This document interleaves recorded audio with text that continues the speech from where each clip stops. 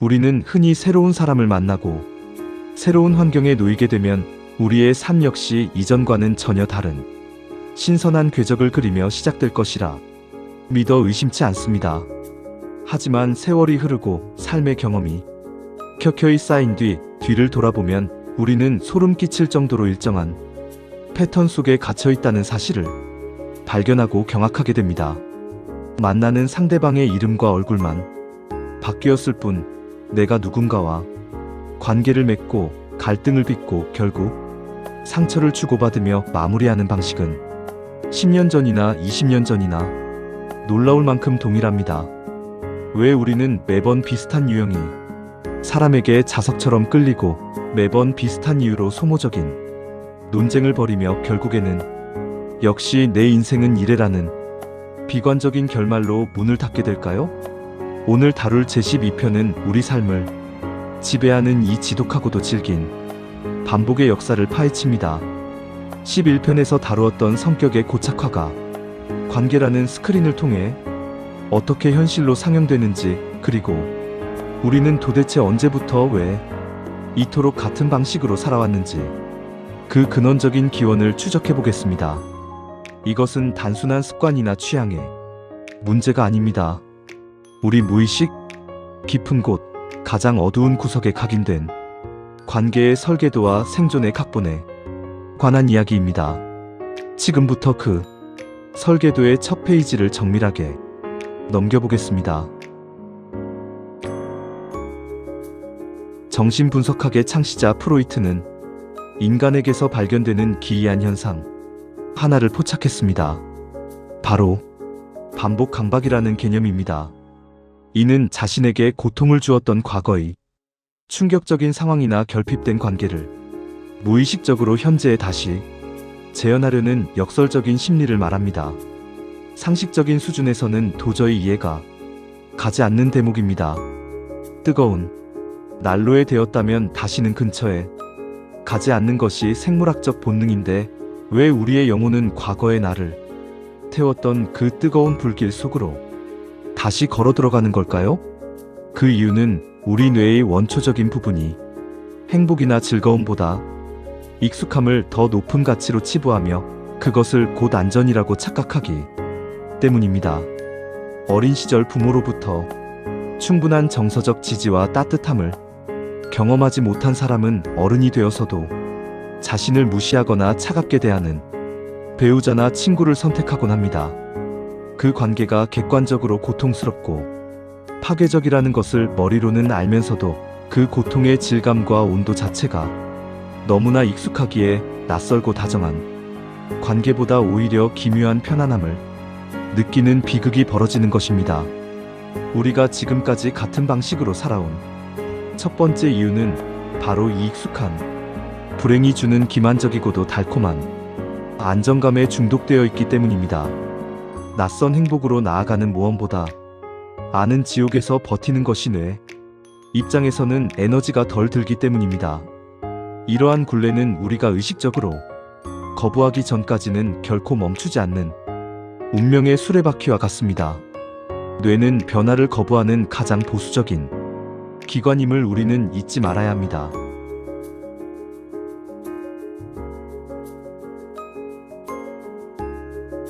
우리가 지금 타인을 만나고 대화를 나누는 그 세세한 방식은 사실 아주 먼 과거 우리가 스스로를 자각하기도 전인 영유아기의 그 기초공사가 거의 끝났다고 봐도 무방합니다. 심리학의 애착 이론에 따르면 우리가 태어나서 처음으로 마주한 세계인 주양육자와의 관계는 평생 동안 사용할 관계의 설계도가 됩니다. 나를 돌봐주던 어머니 혹은 아버지가 나의 욕구에 일관되게 반응하며 사랑을 주었는지, 아니면 예측 불가능하게 화를 내거나 차갑게 방치했는지에 따라 우리의 뇌에는 타인을 대하는 기본적인 매뉴얼이 작성됩니다. 이 매뉴얼에는 세상은 믿을 만한 곳인가? 혹은 나는 사랑받을 자격이 있는 존재인가? 에 대한 원초적인 답변들이 적혀 있습니다. 만약 이 시기에 불안정한 애착을 형성했다면 당신은 성인이 되어서도 연인에게 지나치게 집착하여 숨을 막히게 하거나 반대로 누군가 조금이라도 가까워지려 하면 버림받을까 두려워 먼저 벽을 치고 도망가는 회피형이 삶을 살게 됩니다. 당신이 관계에서 매번 실패하는 이유는 당신의 인격이 부족해서가 아닙니다. 아주 오래전 연약한 아기였던 당신이 생존을 위해 본능적으로 선택해야만 했던 그 슬픈 전략이 지금까지 당신의 관계를 지배하고 있기 때문입니다. 설계도를 바꾸지 않는 한 당신은 늘 같은 자리에 집을 짓게 될 것입니다. 이는 마치 건물의 기초가 부실하면 아무리 화려한 인테리어를 해도 결국 무너져 내리는 것과 같은 이치입니다.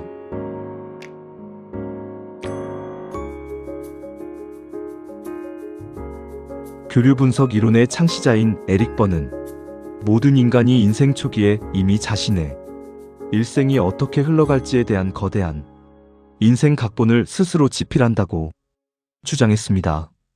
이 각본에는 아주 구체적인 설정들이 포함됩니다. 나는 결국 승리자가 될 것인가 아니면 패배자로 남을 것인가? 나는 사람들의 박수를 받을 것인가 아니면 늘 비난의 중심에 설 것인가? 같은 질문들에 대한 결론이 이미 대여섯 살 무렵에 완성됩니다. 그리고 우리는 성인이 된 이후 현실이라는 무대 위에서 이 각본을 완벽하게 실현해줄 조연 배우들을 찾아 나섭니다. 만약 내가 버림받고 슬퍼하는 비운이 주인공이라는 각본을 썼다면 당신은 무의식적으로 자신을 정서적으로 학대하거나 언제든 떠날 준비가 된 차가운 사람들만을 골라 곁에 둡니다. 그리고 예상대로 그들이 당신을 떠날 때 당신은 슬퍼하면서도 내면 깊은 곳에서는 역시 내 인생 시나리오가 맞았어라며 기이한 안도감을 느낍니다. 우리가 같은 방식으로 살아온 세 번째 이유는 내가 아주 어린 시절에 서투르게 써내려간 이 무의식의 각본을 단 한 번도 의심하거나 수정하려 들지 않았기 때문입니다. 당신은 지금 자신의 의지로 사는 것이 아니라 오래된 시나리오를 연기하고 있는 배우에 불과할지도 모릅니다. 우리는 이제 이 낡은 시나리오를 과감히 찢어버리고 새로운 운명의 대사를 써내려가야 합니다.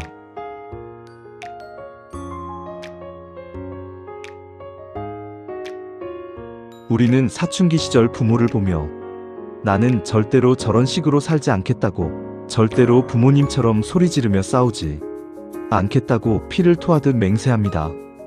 하지만 세월이 흘러 결혼을 하고 가정을 꾸린 뒤 어느 순간 부모와 똑같은 말투로 자녀를 억압하거나 배우자에게 표독스러운 표정을 짓는 자신을 발견하고 소스라치게 놀라곤 합니다. 이것이 바로 거부할 수 없는 정서적 대물림의 위력입니다.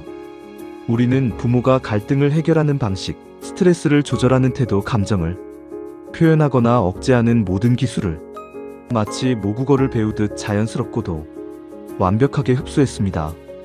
부모가 화를 내고 물건을 던져야만 문제가 해결되는 모습을 보고 자랐다면 당신의 무의식은 분노가 세상에서 가장 강력하고 효과적인 소통 도구라고 믿게 됩니다. 반대로 부모가 갈등 앞에서 냉담하게 입을 닫아버리는 침묵의 전쟁을 벌였다면 당신 역시 불편한 상황이 닥칠 때마다 동굴 속으로 숨어버리는 선택을 반복하게 됩니다.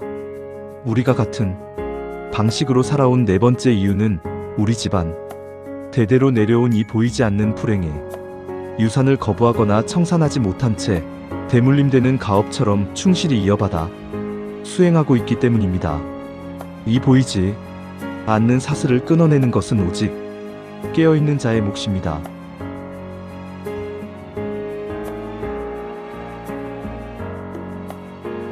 예상치 못한 스트레스나 위협적인 상황이 닥칠 때 당신의 몸과 마음은 어떻게 반응합니까?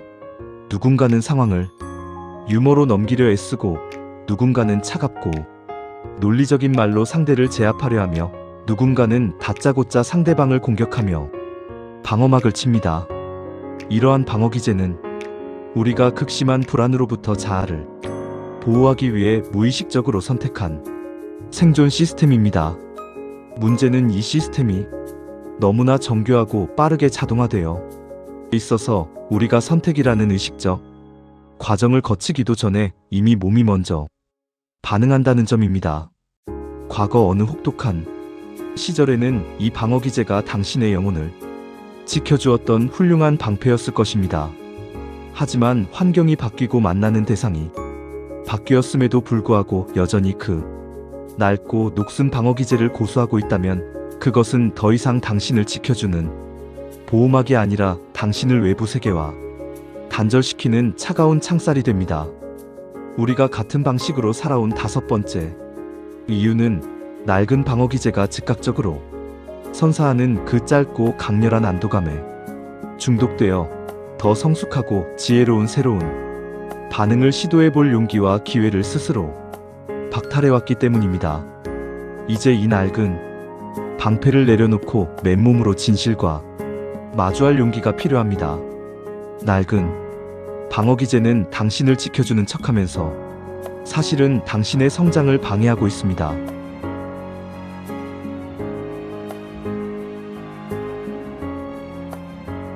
때로 우리는 타인과의 관계에서 있는 그대로의 상대방을 마주하는 것이 아니라 내 안에 해결되지 않은 어두운 찌꺼기들을 상대에게 무단으로 덧씌우는 투사에 치명적인 오류를 범하곤 합니다. 심리학적 용어로 투사란 내가 스스로에게 느끼는 혐오감이나 도저히 감당하기 힘든 열등감을 마치 상대방의 것인 양 외제화하는 방어기제입니다. 내가 나를 믿지 못하고 불안해할 때 저 사람이 나를 의심하고 모함해라고 믿어버리거나 내 안에 숨겨진 날카로운 공격성을 보지 못한 채 세상은 나를 공격하는 적들로 가득해라고 단정 지으며 방어막을 칩니다. 혹은 타인의 교묘한 정서적 조종, 즉 가스라이팅의 늪에 빠져 나 자신의 본질적인 감각과 기억조차 부정하며 상대가 짜놓은 뒤틀린 질서에 무력하게 순응하기도 합니다.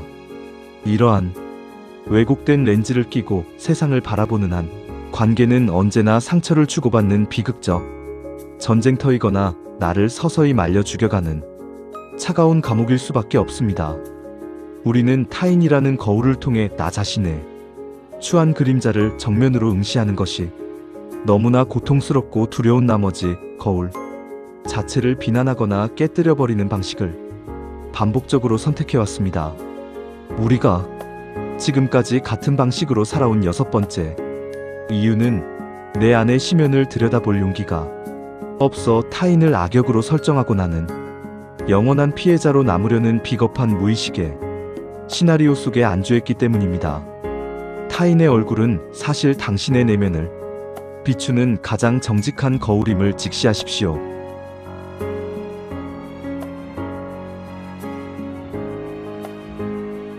우리는 사회라는 거대한 무대 위에서 저마다에게 부여된 복잡하고 엄격한 역할들을 수행하며 살아갑니다.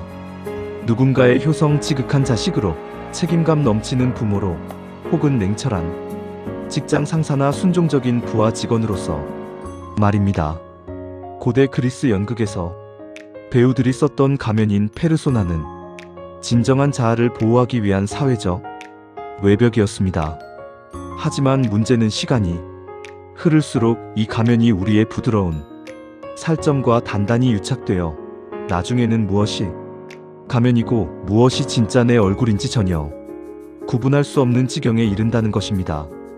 사회적 역할에 충실하기 위해 내면에서 솟구치는 진짜 감정과 원초적인 욕구들을 억누르는 것이 습관화되면 어느새 나라는 고유한 본질은 증발하고 텅 빈 껍데기 같은 역할만 남게 됩니다. 착한 사람이라는 가면을 쓴 이는 평생 거절의 공포에 떨며 타인에게 이용당하는 방식으로 삶을 낭비하고, 강한 리더의 가면을 쓴 이는 죽는 순간까지 자신의 취약함을 드러내지 못한 채 고립된 인생을 반복합니다. 가면은 우리를 보호해 주기도 하지만 너무 오래 쓰고 있으면 숨을 쉴 수 없게 만듭니다. 우리가 같은 방식으로 살아온 7번째 이유는 세상이 요구하는 가면을 관리하고 수선하는데 너무나 많은 에너지를 쏟아붓느라 정작 가면 뒤에서 신음하며 죽어가는 민낯이 진실을 돌볼 시간을 잃어버렸기 때문입니다. 이제 그 가면을 잠시 내려두고 당신의 영혼이 원하는 것이 무엇인지 들여다보십시오.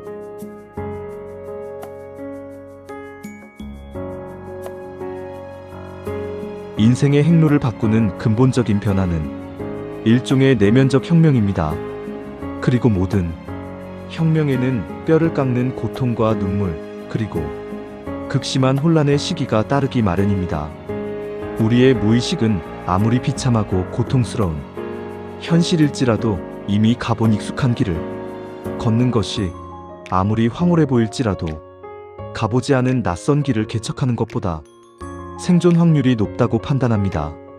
이것을 심리학에서는 심리적 컴포트 존이 저주라고 부릅니다.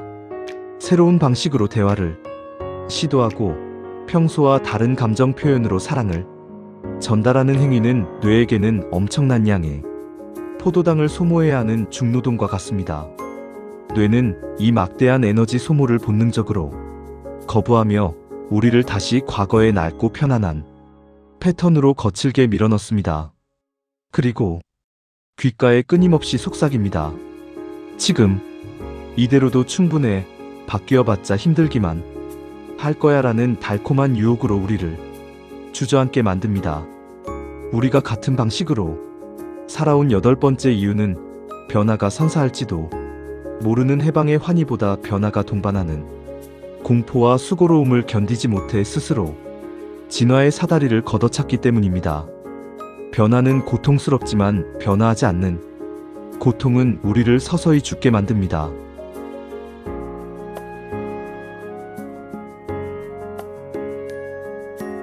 우리가 내린 반복된 선택들은 뇌의 시냅스를 콘크리트 구조물처럼 견고하게 굳게 만들고 마침내 성격을 완성합니다.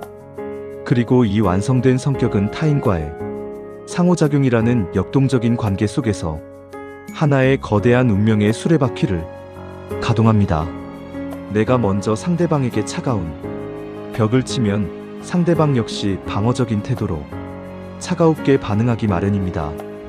그러면 나는 그 반응을 보며 역시 인간은 다 이기적이고 냉혈한 이야라고 나의 비관적 확신을 강화하며 더 깊은 동굴로 들어갑니다. 이 지독하고도 정교한 피드백 루프가 완성되는 순간 우리는 이를 피할 수 없는 가혹한 운명이라고 부르기 시작합니다. 내가 직접 한 장씩 벽돌을 쌓아 올린 감옥임에도 불구하고 그것을 신의 가혹한 뜻이라거나 부모의 잘못 혹은 환경이 탓으로 돌리며 무기력하게 체념하는 것입니다. 우리가 같은 방식으로 살아온 9번째 이유는 내가 무심코 내뱉은 사소한 말 한마디와 태도가 상대방의 반응을 유도하고 그것이 나에게 돌아와 현실을 구성한다는 상호작용의 법칙을 인정하지 않았기 때문입니다. 운명은 정해진 것이 아니라 당신이 던진 부메랑이 돌아오는 시간의 합계일 뿐입니다.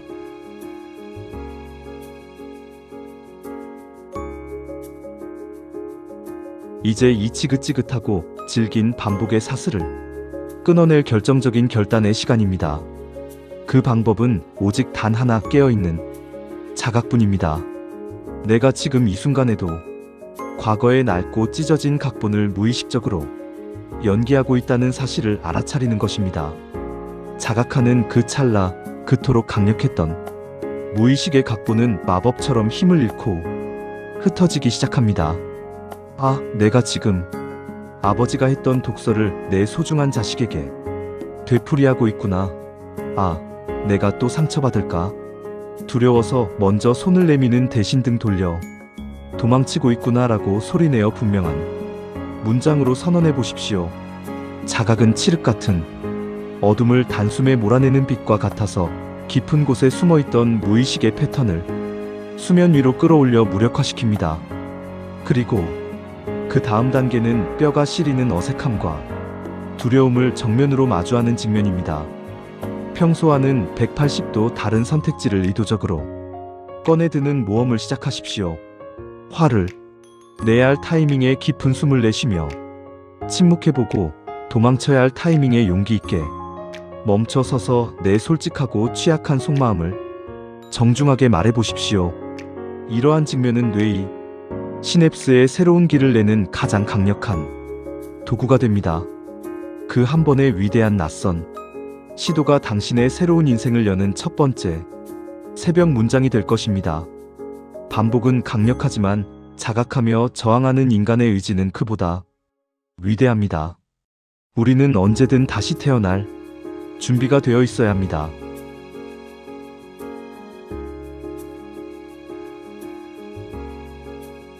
우리는 아주 오랫동안 아마도 우리가 기억하지 못하는 요람 속에 그 아주 먼 옛날부터 같은 방식으로 살아왔을지도 모릅니다.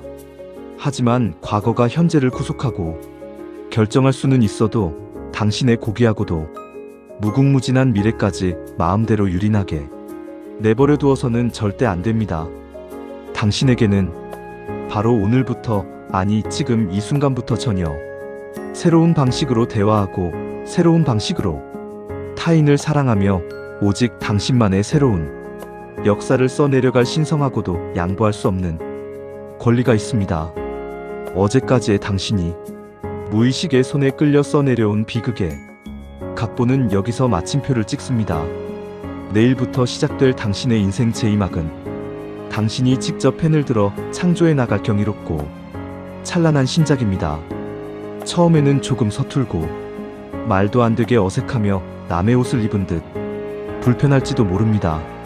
하지만 그 지독한 어색함이야말로 당신이 드디어 과거의 망령에서 벗어나 다른 방식으로 살기 시작했다는 가장 위대한 증거입니다. 인간의 진정한 위대함은 주어진 운명을 수동적으로 수용하는 데 있는 것이 아니라 그 운명의 거친 물길을 스스로의 의지로 돌려세우는 용기 있는 결단에 있습니다.